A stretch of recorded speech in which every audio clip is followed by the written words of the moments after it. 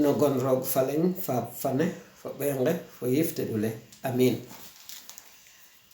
njoko o fogole jafre koy dakwiidanga geeke rek i ɓisiida xam kam buga fi neno kaynaak o kaynaaka fi'oganga a kas a ɗeeranga den bo a xemban den bo ƴut guta warna xemante a xemanin a fi'anga bo ƴut ka dakwiida a ge'anga tiga andona ka jofeer ta naɗtin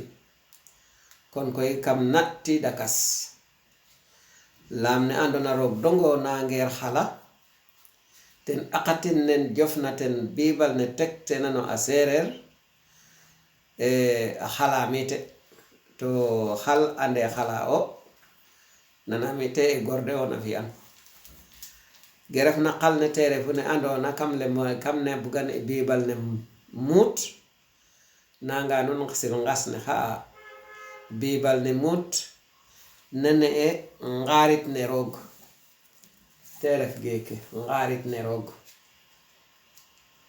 sil ngas ne fo sil ngid ne sil mberaan ne gay kamane ndaa ne lemtan ma nuun a jege a saafe ga andona ndefeerote boom dakwiid ma fo nuun mem laltika noon ge biibal ge nguutatrine xanum waagna moƴa xoolat na nuun ndaa koy roog sen ɗuuɗo fer de a moƴa mbe'it ɗuuɗo fer te moƴo mbe'it i ngidmo o yaaloxe ngidmo we mbi'ne calel mosu geeke lembaami nuun meta ndef ne sax fo jangu catholique a ɓekte xa ɓayum ndaa koy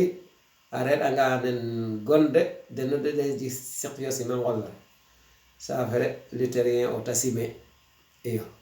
yaasam roogo yaala damit wa a barke we njalnaane to ci'a in ino yitam i mbexeyo bo mbaaga ando biibal a paax biibal ne motna sip njoka njoko njal yaasam yaal xe ɓaata barke o kiino kiin no nuun no gon roog faleng faap fane fo ɓeenge fo yifte dule amin